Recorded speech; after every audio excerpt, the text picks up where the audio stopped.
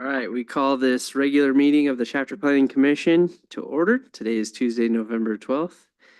We will have the Pledge of Allegiance by Commissioner Joshan and ask Commissioner Heiser to do the invocation.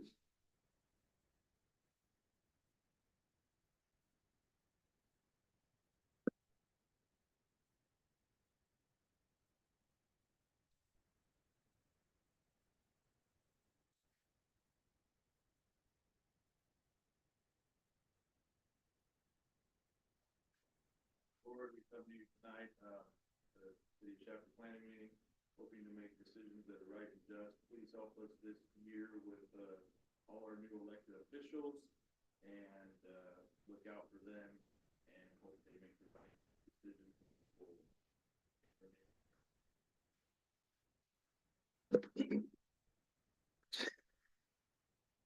Okay, this evening we have 2 excused absences. So we have 3 commissioners present, and Commissioner Wiebe and Chairman Sanchez are absent on approved absences.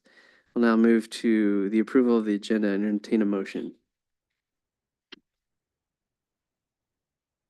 I motion to approve the agenda for October 8th, 2024. And I'll second. Commissioner Joshan, Aye. Heiser, Aye. and France. Aye. Okay, we'll move on to minutes from the previous meeting.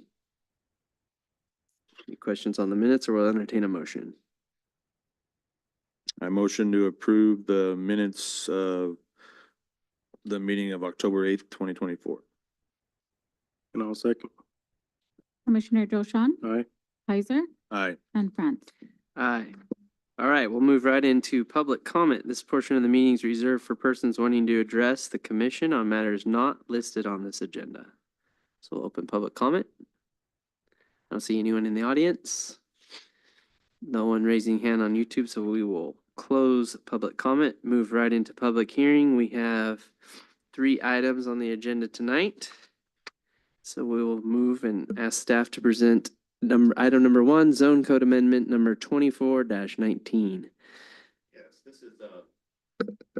this is zone code amendment 2419. This is in response to 2 bills that were recently passed by the state legislature, Assembly Bill 2533 and Senate Bill 121. These are both regarding accessory dwelling units and junior accessory dwelling units. And there were revisions that were done to the Title 17, the zoning ordinance, at the request of the city attorney's office to be in compliance with these 2 new bills. These 2 new bills amend state ADU law, and specifically Assembly Bill 2533 prohibits denying a permit to legalize an unpermitted ADU that was constructed before January of 2018 unless written finding that corrects the violations is necessary for health and public safety. So revisions to the zoning ordinance were created by the planning department with the help of the city attorney's office to include new verbiage to be in compliance with AB 2533. And then there was Senate Bill 1211, which prohibits requiring replacement parking when an uncovered parking space is demolished for or replaced with an ADU. It also now defines what's called livable space in multifamily, meaning a space in a dwelling intended for human habitation, including living, sleeping, eating, and cooking or sanitation. And that existing multifamily dwellings can have up to 8 detached ADUs or as many detached ADUs as there are primary dwelling units on the lot, whichever is less. The reasons for these revisions are that if we do not revise the zoning ordinance before the first of the year, and this will still have to go to the city council for 2 reads of a new ordinance, the entire ADU portion of our zoning ordinance would be out of compliance and no longer effective. And with that, staff is recommending that you conduct a hearing and adopt resolution 24-451, recommending approval of zone code amendment number 24-19 to the city council, and find that the adoption of a proposed ordinance by the council is statutorily exempt per SEQA, per Public Resources Code 21080.17. And with that, I'll be happy to entertain any questions you may have. Thank you, Director. Do we have any questions before we open up this to the public? Okay, anyone in the audience wishing to speak on item number 1, zone code amendment? Okay, seeing none. Just as a general idea, in the city of Shafter, is there a lot of ADU, units in the city limits? Yeah, we're actually putting up quite a few ADUs. Cool. I would say probably at least 1 or 2 a month Okay. are coming through. Again, by previous changes to the zoning ordinance, ADUs are by right. Right. So it's just a matter of meeting our standards. They call them objective standards. And if you meet our objective standards and you build it to the California Building Code, the ADU is built, and then there's a final occupancy permit that is allowed. Okay. And that final piece that you had read was 1 unit based on each existing unit per lot. That would be like in a apartment type of arrangement. There could be an additional ADU. Yeah, there can be And up that's to based on 8. APNs or? Yeah, there can be, for multifamily, can now have up to 8 ADUs, depending on the number of units that you have initially on the lot. For a single family residential, you can have 1 attached or detached ADU, and you can have a junior ADU. So up to Okay. 3 dwelling units. A junior ADU means it has to be within the confines of the existing primary dwelling unit. So usually a garage.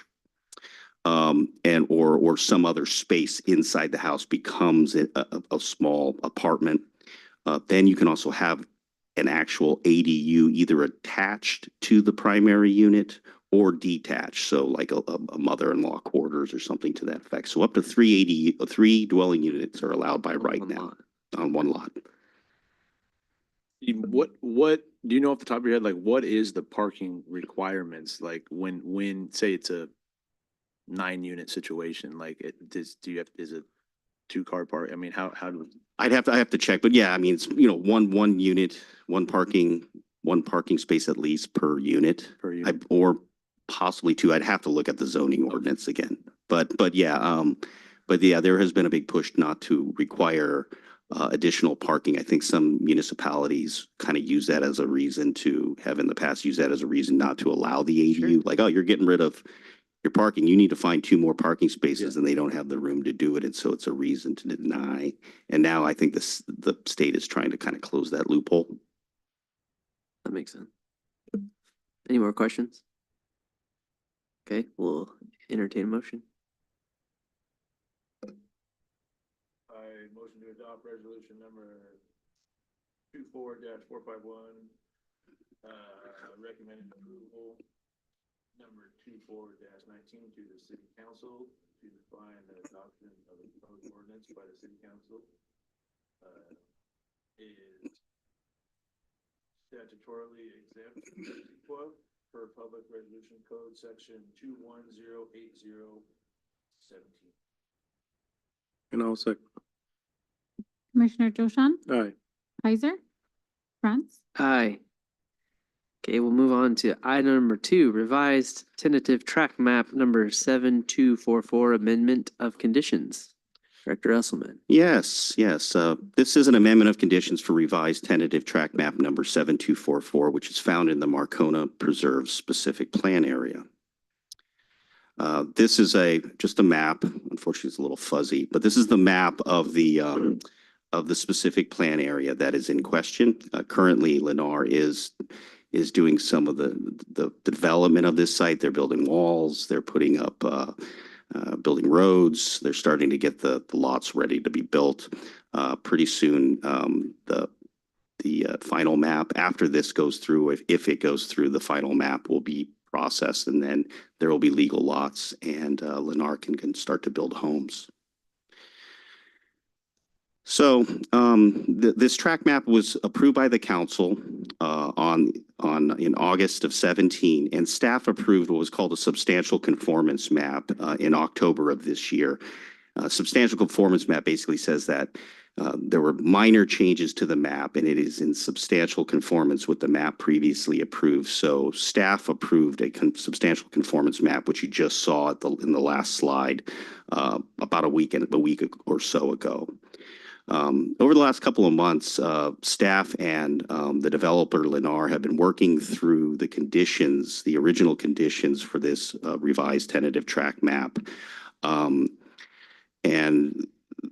the changes that are shown in the strike-through underlying format as Appendix B of the resolution, there are various requested changes. These changes revolved around a lot of it is compliance triggers for various conditions. They essentially, instead of having some of the conditions have to be effectuated before the final map is recorded, instead we change those triggers to when the notice of completion is provided to the developer. So it gives them a little extra time to work on some of these conditions as they're working through building the tract.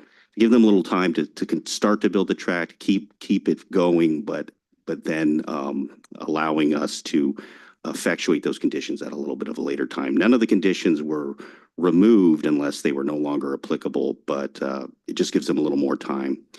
They also wanted to change some of the street names, so we worked with the county to make sure that the street names that they wanted would be approved by the county, and so we made revisions to the possible street names. We changed the lot identifications between the old map to the new map, mostly because Lennar has, with the new map, has broken it up into a number of phases, and each phase starts with lot 1. So there was no longer 300 lots. There's phase 1, lot 1, phase 2, lot 2, just to make sure we're very clear about what lots are what. So there were revisions to the lot identifications. We also added conditions at the request of North of the River Recreation and Park District. The reason for that is that this specific plan area is in the boundaries of the North of the River Recreation and Park District. And so we reached out to that entity and asked them if they wanted to make any revisions to the conditions. They did, and so we've incorporated them into the possible revisions that we're considering tonight. Again, these conditions were created back in 2007, I believe.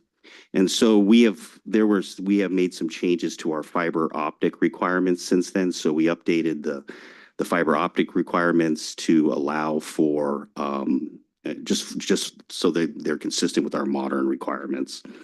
Lennar built a sewer line all the way to Gossamer Grove, and that sewer line will also accommodate Marcona Preserve.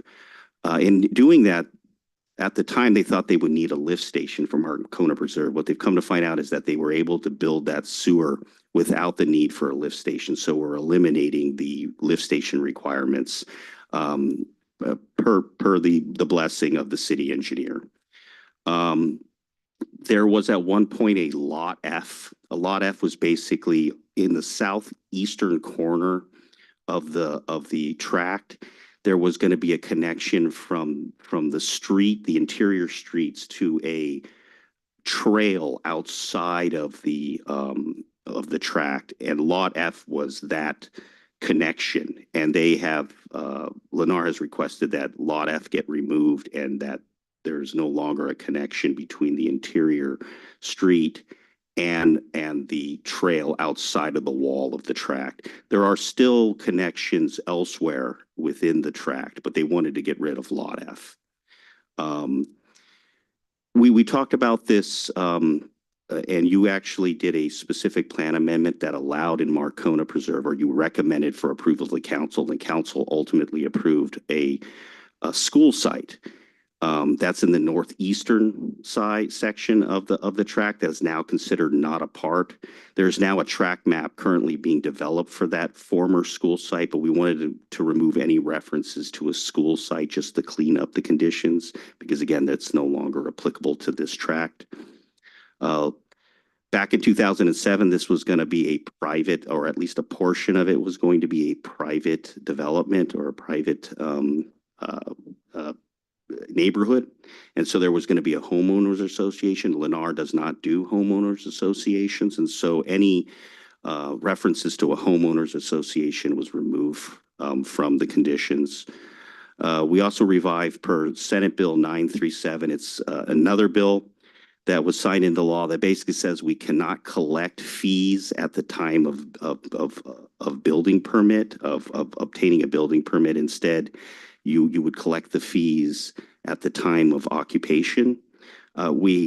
We have still built in there that if Lennar wants to, because this is what they've always done, they usually pay their fees at the time of building permit issuance, and they can still do that, but they're not required to.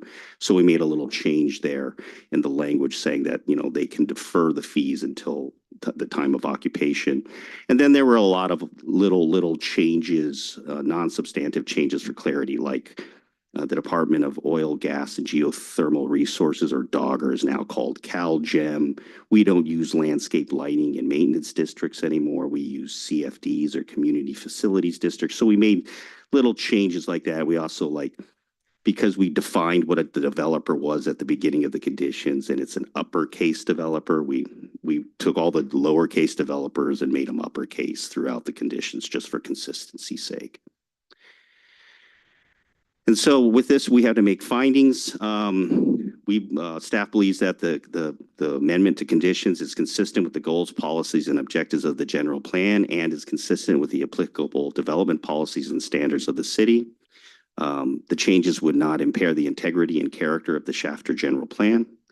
The changes would result in no change to water, sanitation, public utilities, and services to ensure public health and safety. And we determined that a previous addendum to a program EIR for the 2005 general plan update and related actions for specific plan amendment 2308, which was that previous specific plan amendment that we did last year, is sufficient for CEQA purposes, and that no additional CEQA analysis or documentation is required to amend the conditions for this tract. And with that, staff recommends that you conduct hearing and adopt Resolution 24-452, a resolution recommending the City Council approve amendment of conditions for revised tentative tract map number 7244. And with that, I'm open to entertaining any questions you may have. Thank you. That was a lot. Yeah, we worked several 2+ months back and forth between Lennar and us, kind of getting those conditions the way we wanted to present them to you tonight. Is this still referred to as the Marcona Plant Preserve?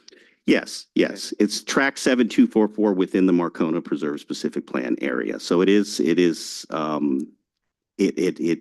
consistent with the Marcona Preserve specific plan. But then once you have a specific plan first, and then after that you lay tracks on it. Pretty soon you're going to see a number of tracks coming through for the specific plan area, Mission Lakes. To the west of this one, there's 4 tracks that planning department is currently working on behalf of Lennar for that tract. And so there'll be 4 track maps in that area. But How yes, many track maps are on this one? there's this one, and there will be one more that's actively being pursued. It's the school site. Oh, the school site. Yeah, where we said, it's no longer a school site. Instead, we can do up to 80, I think it was 84 additional dwelling units. So we now have the track map for the school site, which is no longer a school site. Instead, it's just another area that's going to be a second tract in this specific plan area.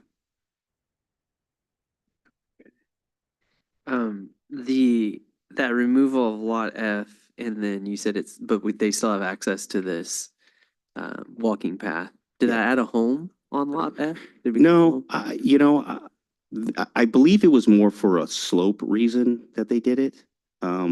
I think it was a difficult slope to try to create that. And so they closed up that lot F. It was between two lots, and then there was basically a little path, and that Right. was lot F.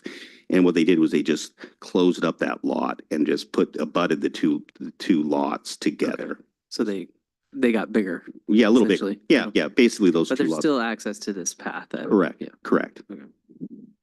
And then one other question, sounds like that Senate bill, which changed when you could require payment, does that have any impact in like the city cash flow of, No, I mean, eventually you'll get it. What I think it is that, unlike a Lennar, which, is a big player. I mean, generally we'll get the money, we just want to keep moving, right? But there are some smaller developers where maybe they're a little poor in that front end of the cash flow when they're starting to build. So what they can do is they can start to build, start to sell homes, get a little money coming in, and then they have to pay their fees before they get their certificate of occupancy. So it gives them a little more time to sort of get the project going, have some cash flow to get those first couple of houses built, those model homes built, and maybe that first, a street of homes, so that they can start to sell them and get cash flowing back, and then they can start to pay their fees. That's why we gave Lennar the opportunity, because for a Lennar, they may just say, look, this is when we do it, and we're going to pay you at the time of the building permit. And now they've complied with it. But we've given them now the choice. You don't have to pay it at time of building permit. You have to pay it at time of certificate of occupancy. But we're fine either way. But by law, we can't compel you now okay. to pay It's your a fees until certificate of occupancy. So we still ask upon permit issuance though? Yeah, I think all the conditions going forward are going to say you can, but you don't have to. Okay. Yeah. Interesting.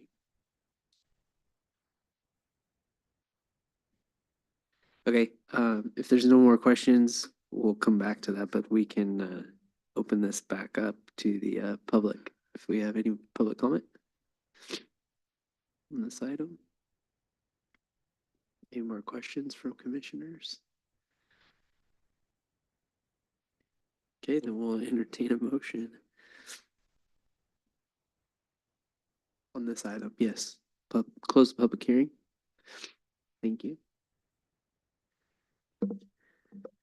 Motion to adopt resolution number 24-452, recommending approval of an amendment of conditions for revised tentative track map number 7244. I second. Commissioner Joshan, Aye. Heiser, and France. Hi.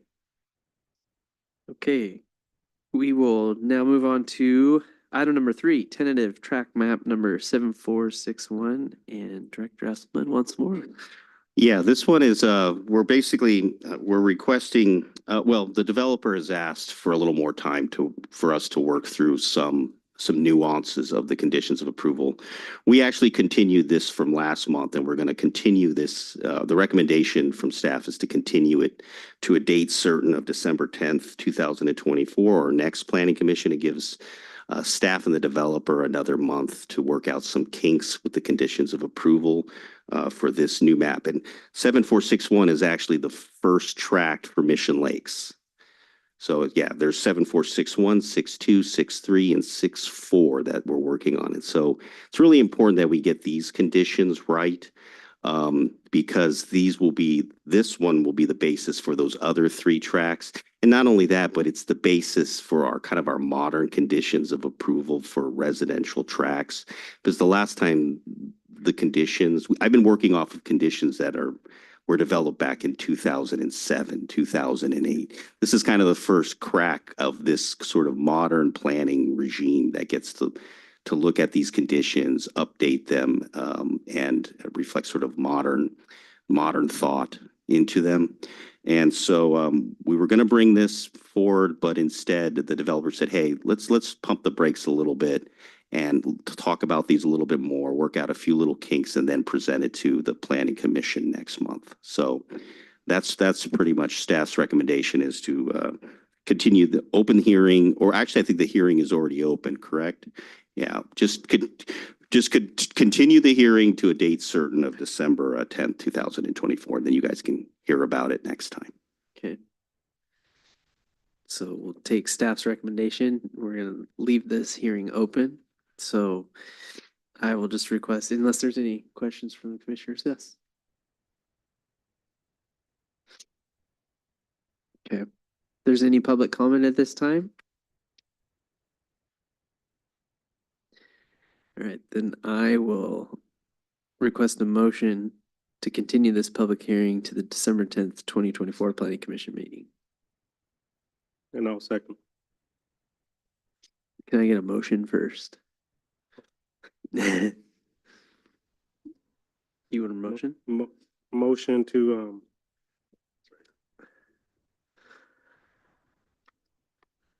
this one here. Motion to continue public hearing to December 10th, 2024. Commissioner Joshan, Aye. Isaac, Frantz, Aye. Okay. So any commissioner reports? Nothing to report. Got our new car wash opened. Everybody's car got washed by the rain last night, but oh, Yeah. Rick Judge said that they'll be up this week. So at some point this week, they should have the actual vacuums going. Well, I think he's definitely motivated to get those things done. all right, I'll entertain a motion to adjourn. I motion to adjourn. Meeting adjourned. Commissioner Johnson, he seconded, yeah.